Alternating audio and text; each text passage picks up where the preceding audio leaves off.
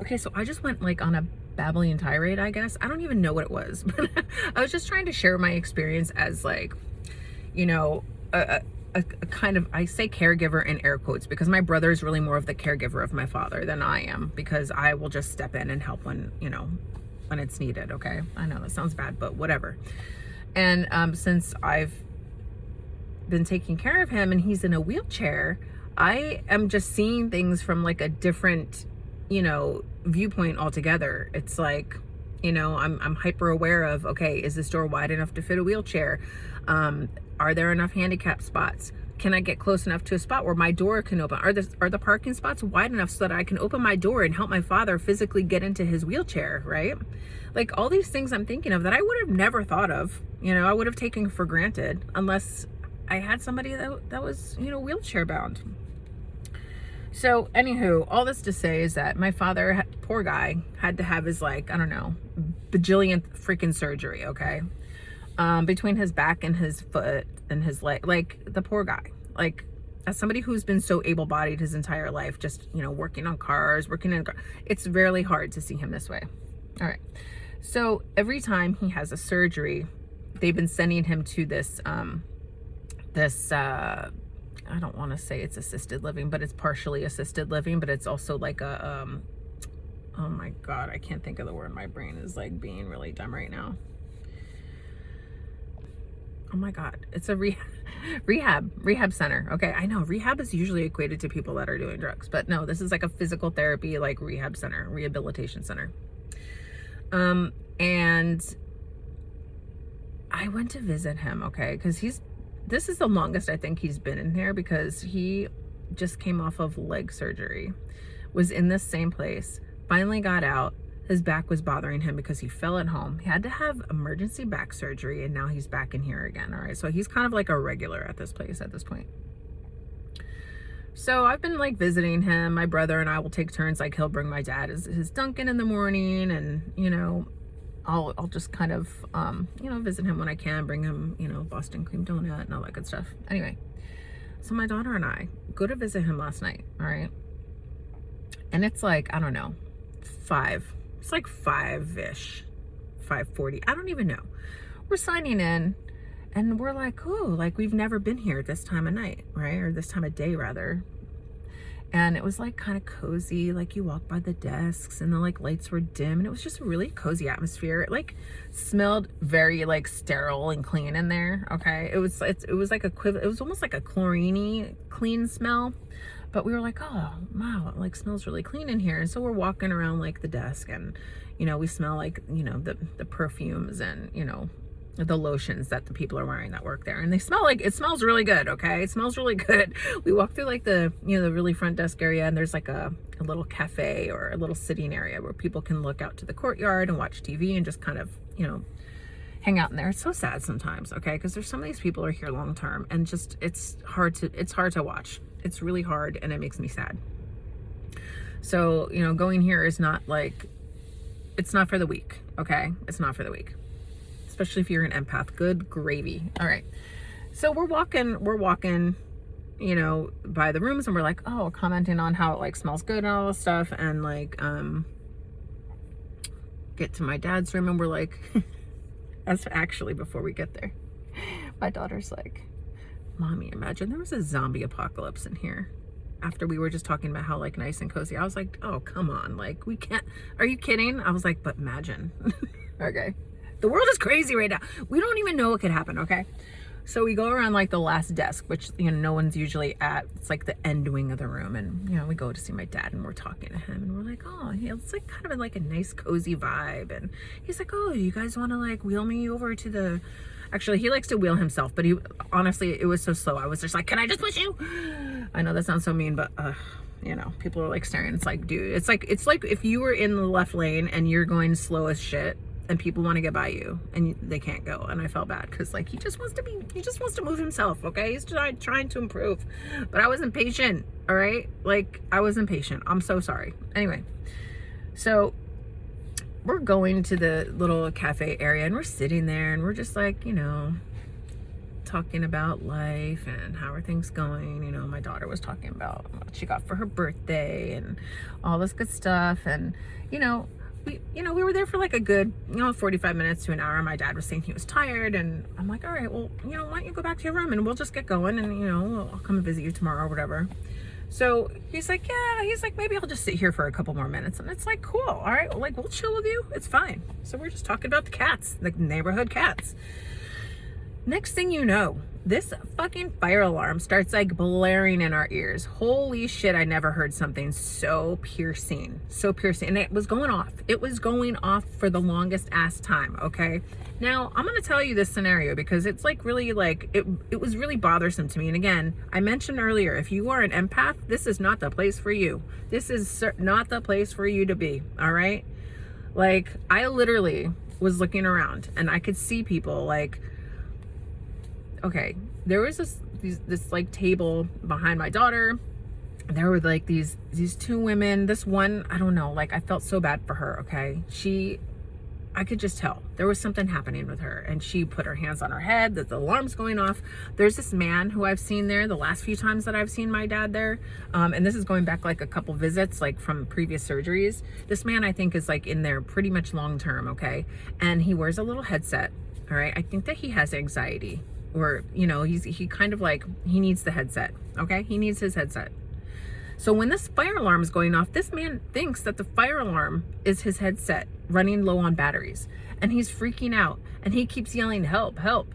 And like, at this point, I know like the nurses are just kind of like, they know how he is. So they're kind of like dismissive of him. And I just felt so bad because I'm like, this poor man, like if this is my dad and he's in an assisted living and these people are ignoring him, I'm fucking pissed right now. So I'm like watching him, and I know like he's like feeling distressed. So he starts to like try to wheel himself out of the room, okay? Because the sound is so loud from this fire alarm. By the way, it took like a good 5 or so minutes before somebody actually walked around and said, oh, hey, everything's okay. It was just a microwave blew up. Oh, no big deal.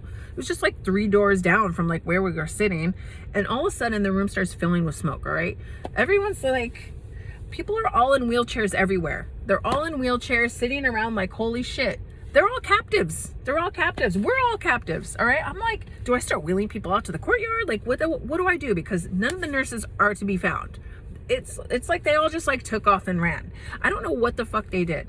All right. And I'm just like, where are these people? Actually, I don't think that they were necessarily nurses. They were just more like the aides. Okay. But they're just like nowhere to be found. And you got all these people in this little cafe area that are just like here for all different reasons. I'm thinking I gotta get up and start wheeling people out of this fucking, room. Like, what's going on? Finally, they come and tell us, oh, it's like no big deal. But, it's filling with smoke, by the way. Filling with smoke, and it smelled so bad. It smelled like an electrical fire. I'm like, somebody definitely put fucking aluminum foil in a microwave. So if you're hearing this and you've never used a microwave, please don't put aluminum foil in the microwave. Please just don't. Okay? It will blow up and cause a fire. Anyway, we're sitting there. My dad, bless his heart, okay? He's got hearing aids. And lucky for him, he's partially deaf because that shit was so loud. And he's just continuing on showing us pictures of cats. And me and my daughter are like, do you know what's going on? Like, it's so fucking loud. And he's just like, oh yeah, look at the cat. And I'm just like, I don't know if he was just trying to like ignore it so that we wouldn't feel stressed. I think that was part of it, right? But like, I'm watching the little man yell, help, help, behind my dad. I see this lady like holding her hands on the other side. There's a lady behind us who like, she's very like, I saw her last time I was there. She usually is screaming, just like screaming and throwing crumbs on the ground. And I felt so bad for her. But she was sitting there with a huge smile on her face. Like, she wasn't yelling, nothing. Like, it was like she was enjoying it. I was like, did she make this happen? She was just sitting there, okay? There was this poor couple who came in to like visit somebody who was temporarily in there. They brought like Mike subs. They were ready to sit down and like have a sandwich. And they had a baby carrier with them, all right? And this alarm is so loud. They're like, holy shit. They like literally went outside. But we were told we couldn't leave. So I'm sitting here. I have asthma. I'm like sitting here. It smells so bad. I'm like, oh my God, like, what do I do? And then I go to get up and like, I'm standing up. There's like nobody around. There's like barely anybody there. Okay. And these women think it's a fucking joke. the ones that are working there, they're just like, hey, sitting at the computer. And I'm just like, you have a room full of handicapped people and you're literally not keeping anyone informed. What in the fuck? Like, it was so sad to see. My daughter was getting pissed. I'm getting pissed. I'm like, oh my God. I feel like I'm feeling everyone's like emotions. And I'm like, oh my God, I can't. I'm like watching people. So I get up because at every station they have like masks, you know, the paper masks. So I go over and I go to get a mask. And the little man that's yelling, help, help with his earphones, he's like, can you turn this off? So I'm thinking, all right, well, let me see. Let me try to help you, sir. So I'm grabbing his little machine and I see the volume and the button and I'm like, you know, pressing it. And I'm like, did that work? And he's like, no. I was recognizing that he thought it was his headset when it was running low on batteries. Okay, that's what he thought. The volume was up and the loud sound. All right. So he wasn't like understanding what was really happening in the moment. Okay. He didn't understand that there's a loud ass fire alarm beeping in our ears. So I felt so bad. I couldn't help him. I'm like, let me find a nurse. But anyway, the nurse found him. And you know what she fucking did? She screamed in his ear, it's not your head. Like, she yelled in that man's ear so loud. Like, I could hear it like 2 tables over. It's not your headset. It's a fire alarm. And then she like has the audacity to make a joke about it to the people sitting at a desk. And I'm like, really? Like, it was so fucked up. Because, you know, one of those dumbasses put some fucking aluminum foil in the microwave. It blew up and everyone's acting like, it wasn't me. Next thing you know, here come the firemen finally. Fucking firemen finally get here. And they're all walking around trying to assess the situation. They're like, yep, it's only in this room. Yeah, we know. It was the only room filled with smoke. And they had all the doors closed and everything else. They had no ventilation, not a goddamn thing. The fucking fireman had to bring a giant ass fan. And I'm like, Dad, look, like, I can't stay here. Like, I felt bad. I did not want to leave him. He was like, he likes the drama. He was like, oh, I'm fine. I'll just wheel myself back to my room. I'm like, are you sure? Because I don't know if you should be by yourself right now. But like, my throat is still like sore from it. I mean, it's not like it was like billowy smoke or anything. It was just like enough to be like, oh, there's smoke in here. Like, it wasn't getting any worse. There weren't any flames or anything, but like, it hurt my throat. And the smell, ugh, it was so gross. Anyway, all this to say is like, it was a fucking adventure. You know, I just went to see my dad for a little bit and we were like so close to being out the door before any of this fucking happened. Okay. But I'm glad I was there with him. But watching how terribly the people that work there handled the situation, I don't expect them to be like pros with fire, you know, fighting. Okay. I just don't. But like, when you see a room full of people in wheelchairs and you know that some of them just are not cognitively there, your job is to make sure everybody is okay. You check on every single person in that room and make sure they are okay and that they know what's happening. Instead, they were almost being admonished by some of the people that work there. Like, okay, here's some more meds. That little man yelling, help, help with his little headset. Like, I felt so bad. And I'm sure that the people that work there are like, oh my God, this guy's always the same way. But like, help him. Literally, he was trying to wheel himself back to his room because he was so panicked. And I watched like a nurse aide like follow him. And they were gone for a little bit and then they came back. But I don't know what all happened. And then she sat down and she was kind of being mean to like the ladies, the one that had her head in her hands. I could tell that woman was just not having it. Like, she was having a breakdown right there. All right. So I think they gave her some, like, I just felt bad for everybody in that situation. Anyways, firefighters came. I said, hey, can I leave? They're like, yeah, you can leave. Oh, my daughter and I were like, thank you, bless up. And, you know, my dad's like, all right, well, I'm gonna wheel myself back to the room. I hope I don't run into a headset guy. I'm like, oh, Dad, he's literally right fucking there. Like, come on, just wheel by him, okay? Anyway, so we're leaving, and then I see the people that were there for their mic subs just eating outside, all happily and blissfully okay. And I'm like, wow, you know, they totally left. I could have left at any time. I thought I was a captive because I was told I couldn't leave. Anyway, that was my adventure time at the rehab facility to visit my dad. You know, it's like, what are the odds? What are the odds that it would happen when I'm there, right?